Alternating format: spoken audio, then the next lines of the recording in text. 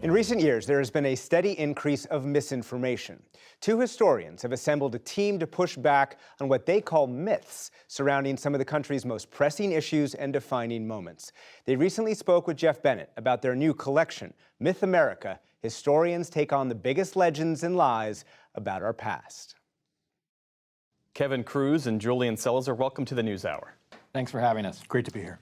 The book's essays take on everything from feminism to white backlash over the removal of Confederate monuments, to American exceptionalism, to Trump's America First approach. Kevin, what for you was the organizing principle behind this book of essays? Well, our main purpose was to push back against some of the lies and myths that are out there in public discourse today. So certain topics presented themselves as obvious ones, but the more we got into it, we wanted to give a full picture of the range of American history and the misrepresentations about them. And Julian, why publish a book like this now?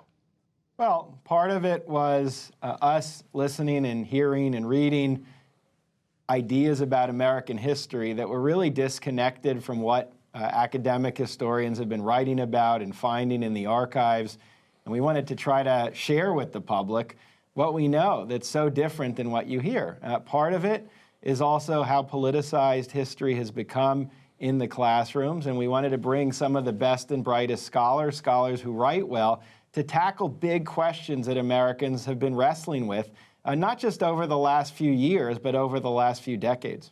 Well, let's talk about some of the essays, starting with Sarah Churchwell's essay titled America First. She writes of the phrase of the worldview revived by Donald Trump.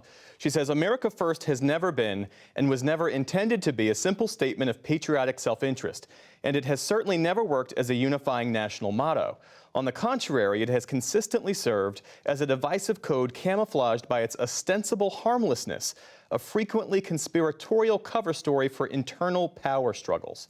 Julian, tell me more about the origins of this myth of America First and how it has evolved. Well, look, America First really became part of the national lexicon in the last few years when the former president used it as one of his mottos. But it's a term that's been around for a long time, certainly in the World War II period and in the period leading up to World War II. It was a term embraced not just by those who supported isolationism, but many who were connected to the right. And Sarah, in her essay, really shows a long history of how this term, it's not just a patriotic motto, it's really a concept, a phrase that's been connected to many elements of reactionary politics from the World War II period right through today. And Glenda Gilmore, Kevin, writes about the myth of the so-called good protest, which she posits is based on the nonviolent resistance of the civil rights movement. And she says the narrative rests on four misconceptions: that the demonstrations from 1955 to 1968 were the first of their kind, that most Americans gave their support to the protests and their leaders, that they quickly exposed and vanquished hatred, and that they ended happily by bringing racial equality to America. Why is the myth of the good protest so dangerous as you see it, Kevin? Well, it's dangerous because it presents a false split between the past and the present. There are those who held up this false idea that the civil rights movement was one that wasn't controversial, that settled things easily, that Martin Luther King was universally adored for what he did. All things were false at the time. It was deeply contested and contentious in the 1960s.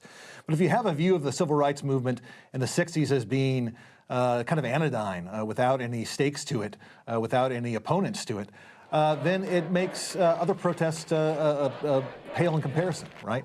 And so the Black Lives Matter protest were constantly contrasted against this false image of the civil rights struggle, when, as Glenda notes in her essay, there's actually a great deal of continuum between them. Historian David Bell writes about the perceived myth of American exceptionalism. He is dismissive of the term, and his rationale seems to be that most nations can be considered exceptional in one sense or another. I think people might read that and take issue with it. How do you defend the position that he takes, Julian? Well, the idea of American exceptionalism has been around for a long time. It's been embraced by the left and the right. It's a real bipartisan argument. The idea that America, it's not simply better than other nations, it's fundamentally different, that we have avoided all the problems that face other comparable countries with regard to class relations, race relations, and more.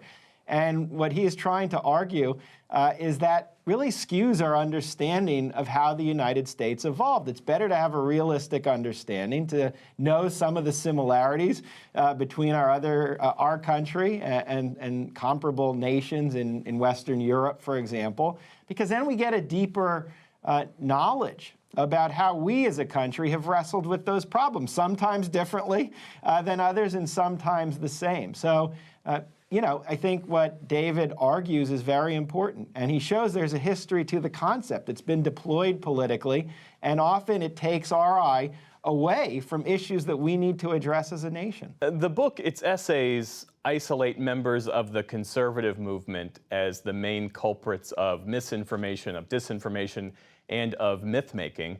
There are people who will read the book, there are people who will watch this interview and wonder what exists of the lies and legends, to use the phrase I read in the book, promulgated by the political left. Well, it's a fair question. And I'd say that the reason there's so much emphasis in the book on myths and misrepresentations of history coming from the right is that they've been actively engaged with history in the last few years. I mean, President Trump led the way, not just in terms of his claims to have been the best or the biggest or the first to do such and such, but even in the last days of his presidency, putting forth this 7076 commission report, which tried to inculcate a patriotic education, they called it. So the right has been very engaged in this project, and that's why I think you've seen historians pushing back more against lies from the right. I think if we had if Biden tries to push a patriotic education, we'll see certainly historians try to push back against that as well. And I would add that we frame the book around the moment we're living in, and where really a lot of this is most pronounced. You are both historians with significant public profiles. Do you feel like the moment in which we're living, rife with misinformation, requires historians to venture outside of academia into the mainstream to combat some of this stuff head on? Yeah, absolutely. Historians have a special set of expertise, and there's a hunger in the public to understand this nation's history and its meaning for the present, and historians have an ability to fill that gap. And luckily, we live in an era of social media, which has unfortunately helped a lot of these myths and lies spread, but it's also given every historian, every political scientist, every scholar out there an ability, a platform to push back against them. Julian Salazar and Kevin Cruz, thanks so much for your time. Appreciate it. Thanks for having us. Thanks for having us.